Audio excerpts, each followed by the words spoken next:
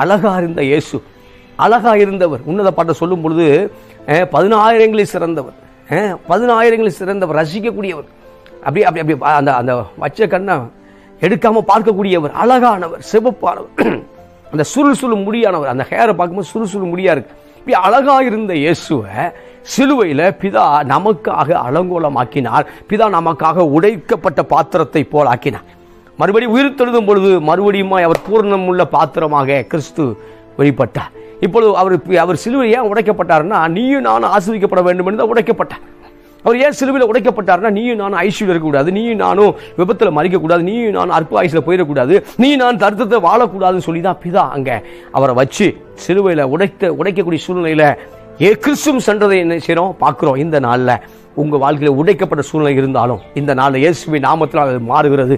உடைக்கப்பட்ட பாத்திரம் போல் இருக்கக்கூடிய சூழ்நிலை இயேசுவின் நாமத்தில்